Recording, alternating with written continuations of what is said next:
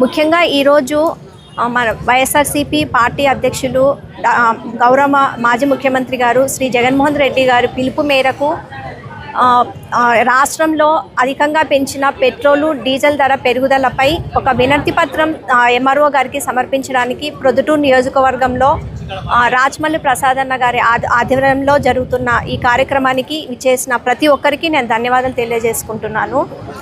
మనందరికీ తెలుసు, petrol diesel ధరలు పెరిగితే అవి ఇండైరెక్ట్గా నిత్యావసర సరుకులు అన్నీ కూడా ధరలన్నీ పెరిగిపోతాయి. మనకు రోజు తీసుకునే పాలు కానీ కూరగాయలు కానీ, ఎందుకంటే వాళ్ళు వేరే ట్రక్లలో వచ్చే రవాణా సౌకర్యాలు పెరగడం వల్ల ఆటోమేటిక్గా అన్ని ధరలు పెరిగిపోతాయి.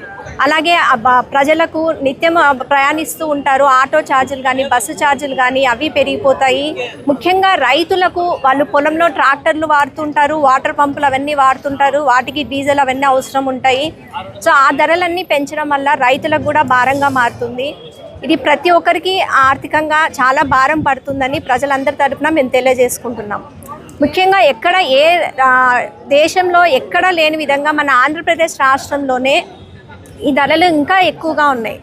ఇప్పుడు మనకు 113 రూపాయలు ఉంది. మిగతా రాష్ట్రాలలో పోలిస్తే దాదాపు 10 రూపాయలు ఎక్కువగా మన రాష్ట్రంలో పన్ను తీసుకుంటున్నారు. ఎందుకని మన రాష్ట్రంలో ఎందుకు ఎక్కువగా ఉంటుంది? సెంట్రల్ గవర్నమెంట్ పన్నుతో పాటు రాష్ట్ర ప్రభుత్వం కూడా ఒక పన్ను కలెక్ట్ చేస్తుంది, 1 లీటర్కి ఇంత అని. మన రాష్ట్రంలో 1 లీటర్కి దాదాపు 29 నుంచి 30 రూపాయల ద్వారా వ్యాట్ ట్యాక్స్ కలెక్ట్ చేస్తున్నారు. ఇది అన్ని రాష్ట్రాల కన్నా కూడా మన రాష్ట్రంలోనే అధికంగా వాళ్ళు పన్ను అధికంగా కలెక్ట్ చేస్తున్నారు.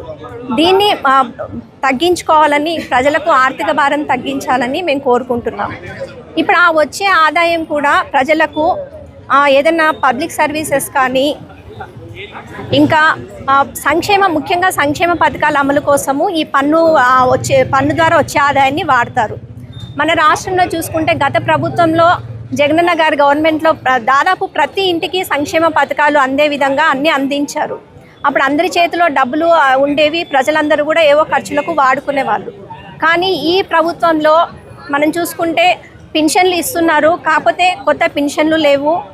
సంక్షేమ పథకాలన్నీ దాదాపు చాలా తగ్గిపోయాయి. అసలు ప్రజలందరి దగ్గర కూడా చాలామంది చేతిలో డబ్బులు కూడా లేకుండా ఉన్నారు.